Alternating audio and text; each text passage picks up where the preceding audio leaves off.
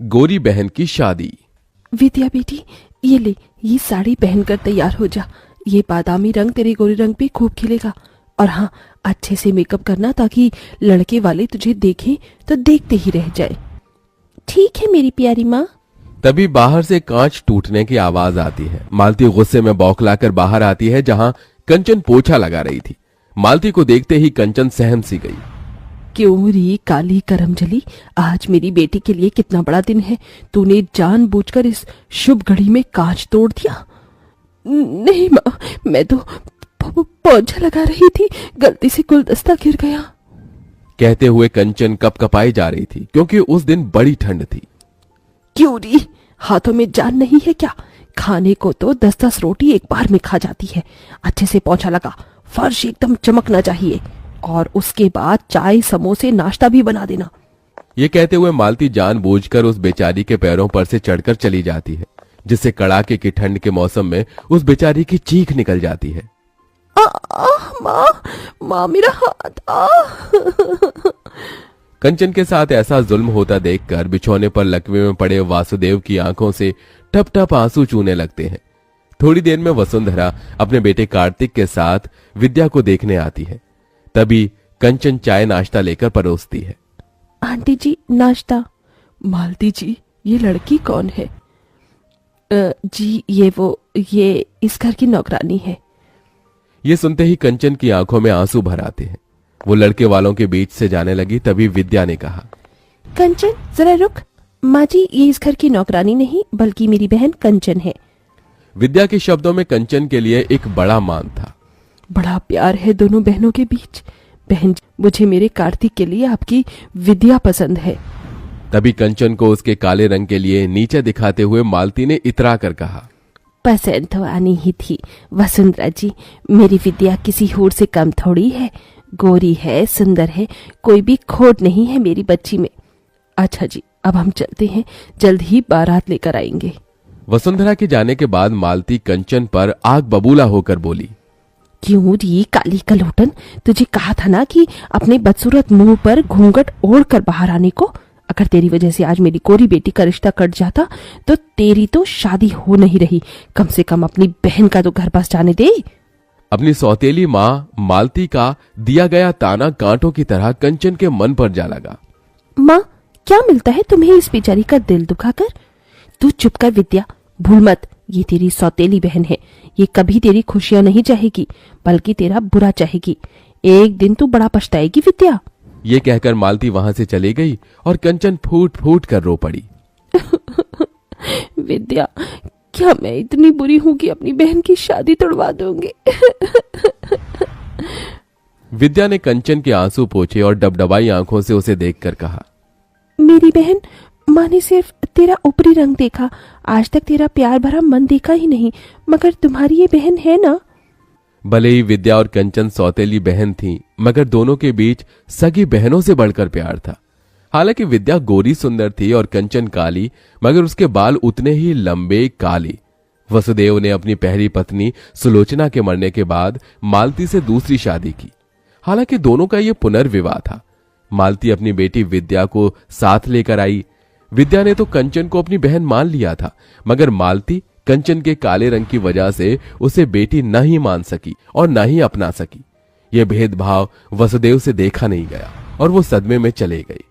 हालांकि मालती ने कंचन को गरीब घर में ब्याहने के लिए बहुत से ऐसे रिश्ते देखे, मगर उसके काले रंग के चलते वो भी रिश्ते वाले उसे ठुकरा गए, क्योंकि कहते हैं ना, नियति का तय हुआ कोई नहीं टाल सका। जिसके बाद विद्या की शादी अमीर घर में तय हो गई और गुजरते दिन के साथ शादी की रस्में अब शुरू हो गईं। विद्या बेटी, देख, मैंने तेरे हल्दी और मेहंदी के लिए 2 लहंगे बनवाए हैं। सुंदर है? हाँ माँ, बहुत सुंदर है। पर माँ, कंचन के लिए लहंगा? कंचन का नाम सुनते ही मालती चिढ़ गई। अरे शादी तेरी है, उसकी थोड़ी होने वाली है। दुल्हन तू है और कंचन मेरी बहन। अरे देख, इस पीले वाले लहंगे में कितने अच्छे बेल बूटे हैं, और ये हरा वाला लहंगा मेहंदी के टाइम पर पहनना है। तेरी माँ ने कैमरे वाले को भी बुलाया है, और तू चिंता मत कर, उसे भी दे दूंगी मैं कपड़ा। थैंक यू माँ। मालती ने कंचन को देखते हुए उसे एक बड़ा पुराना सा सूट पहनने को दिया, जो कि कई जगह से फटा भी था। एरी कर लो, ये ले, पहन लियो तू। बिना किसी शिकायत के कंचन ने उसे स्वीकार कर लिया और विद्या को हल्दी मेहंदी लगने लगी। पड़ोसनों ने गाना बजाना भी शुरू कर दिया। हल्दी लगाओ रे, तेल चढ़ाओ रे, बन्नों का गोरा बदन चमकाओ रे। मेरी बच्ची कितनी सुंदर लग रही है।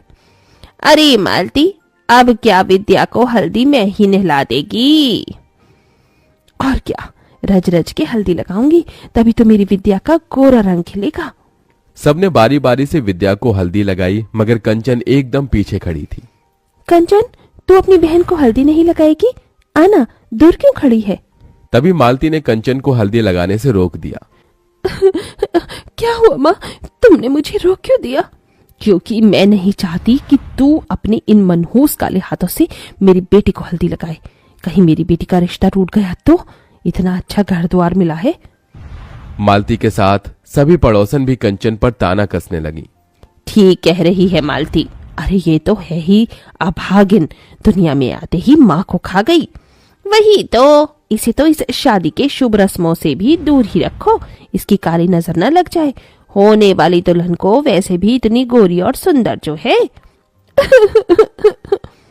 बस बहुत हुआ। मैं मानती हूँ कि मेरी बहन का मुझे हल्दी लगाना मेरे लिए शुभ है। कंचन, मुझे हल्दी लगा। कंचन ने अपनी गोरी बहन को हल्दी मेहंदी लगाई, तभी कुछ हल्दी उसके चेहरे पर लग गई। हे राम, ये तो अपशकुन है। दुल्हन की हल्दी इसे भी लग गई।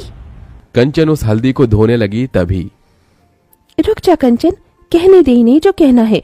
मेरे लिए ये शुभ शगुन है। मुझे तो डर है बहना, कहीं ये कल्लो अपनी बहन की शादी काट कर खुद ना दुल्हन बन जाए। ये सुनकर तो जैसे मालती के मन में डर बैठ गया। शादी का दिन भी आ गया। कंचन विद्या के लिए खुश भी थी और उदास भी। विद्या, आज तू अपनी इस अभागन बहन को छोड़कर ससुराल चली जाएगी और मैं इस घर में तेरे बिना अकेली रह जाऊंगी। तभी दुल्हन बनी विद्या अपने बालों में से थोड़ा गजरा निकालकर कंचन के बाल में लगा देती है। इस गजरे में तो मेरी बहन के लंबे काले बाल एकदम कह ढा रहे हैं। इतने में बारात आ जाती है। तभी मालती कंचन को अपने पास बुलाती है। माँ, आपने बुलाया? हाँ कंचन, तू अपनी बहन से कितना प्यार करती है? अचानक ये सवाल क्यों माँ? क्योंकि मैं जानती हूँ, जब से विद्या का रिश्ता इतने बड़े घर द्वार में लगा है तो उसे देखा नहीं जा रहा। इसीलिए तू ये रिश्ता काटना चाहती है ताकि तेरी ताल गल सके और तेरी कोरी बहन की जगह कार्तिक से तू शादी कर सके। ये सुनकर कंचन टूट सी गई। नहीं माँ, ऐसा नहीं है। अगर ऐसा नहीं है तो फिर क्यों सजी धजी है तू? शादी तो तेरी बहन की है। साबित कर दे कि तू मेरी विद्या का बुरा नहीं चाहती। और फिर कंचन ने वहां रखा गमला अपने पैरों पर गिरा लिया, जिससे कि ठंड के उस मौसम में वो तड़प गई। माँ, लो माँ, इस बदनसीब बहन ने साबित कर दिया। आप अगर चाहती हैं कि मैं विद्या की शादी में शामिल न हूं तो मैं नहीं जाऊंगी माँ। तभी दूर से आदर्श ने ये सब देखा। उधर विद्या कंचन को ढूंढने लगी। आदर्श ने उसे सारी बात बता दी, साथ ही अपना फैसला सुनाया। वसुंधरा मामी, मैं कंचन का हाथ थामना चाहता हूँ, उससे शादी करना चाहता हूँ। ये सुनकर विद्या कंचन के लिए बहुत खुश हुई। देखा माँ, जिसकी जोड़ी जब लगनी होती है ऊपर वाला उसे मिला ही देता है। देखो, मेरी बहन का खुशियों भरा भाग्य उसके सामने खड़ा है। मालती के मन में पछतावे का गुबार भरा था, जो आंसू बनकर बहने लगा। कंचन बेटी, अपनी माँ को माफ कर दे। मेरा ही मन मैला था, इसलिए विद्या के लिए तेरा प्यार कभी देख न सकी। बोल, तेरे लिए क्या करूं? बस इतना कर दो माँ कि आज अपनी इस बेटी को मायके की चुनरी उड़ाकर विदा कर दो। ये सुनकर